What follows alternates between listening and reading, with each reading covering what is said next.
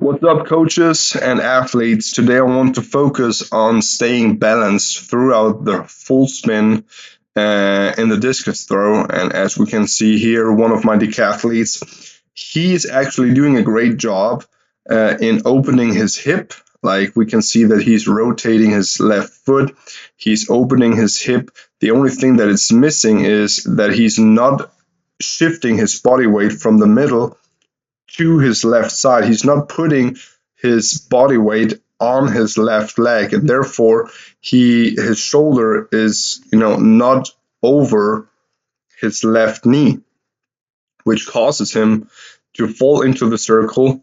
So like as we can see, the upper body basically is falling into the circle, and therefore his sweep leg cannot create a wide orbit. Plus, he's also bending his knee, as we can see here. So his orbit could have been, way wider and longer. But since he's leaning into the circle and at the same time he's bending his knee and not sweeping with the inside of his thigh, with the inside of his leg, he can't create that sweeping motion that rotates to the middle of the circle. Since he stays level with his shoulder axis and he's facing the sector, he manages to sprint forward and land in the middle of the circle, but at the same time it takes him a long time to set the block leg because his knees are so far apart. So this is like a key issue or a key thing that throwers have to bear in mind.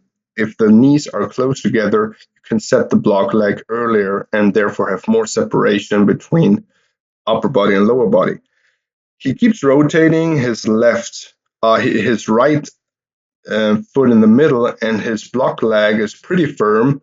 But since he was falling into the circle in the beginning of the throw and was imbalanced, his release is also not level to the ground. So as we can see here, his throwing arm is not parallel to the hip axis and therefore also not parallel to the ground.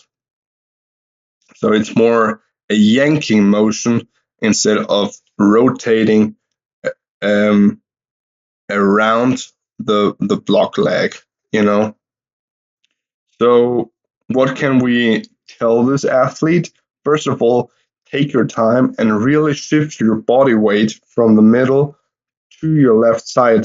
Like balance your body weight on your left leg, and therefore be more patient with your upper body and don't lean into the circle. Stay balanced, don't dip your shoulder, and don't fall into the circle. Start a little bit slower and therefore stay more balanced and put more weight on your left leg. Plus, don't bend your knee. Your sweep leg should be straight and long to create a wide orbit around your push axis, which creates, more rotational energy to the middle of the circle, and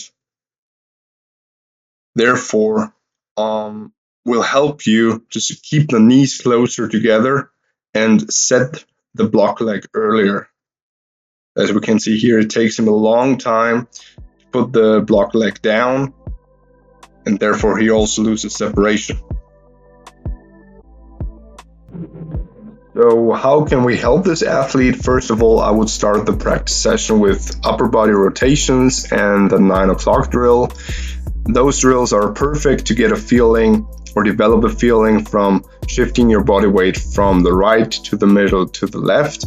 And for example, the 9 o'clock drill in combination with baby hops on your push leg really gives athletes the opportunity to feel a tension in their hip, move, and shift their body weight over the left leg and then balance on it and hop on it. Pirouettes with the pipe are great to feel this sensation of the sweeping motion. A straight sweeping leg really creates a lot of rotational energy and motion to the middle, and feeling this motion and rotation really is amazing as a discus thrower and should also be developed. And as we can see here, doing the pirouettes or like the full spin with the pipe helps you to stay level with your shoulder axis and keeping your knees together. but that's more like for advanced athletes. But nevertheless, everybody can do those. And if you struggle with keeping your knees together, do the 180 drill with an implement.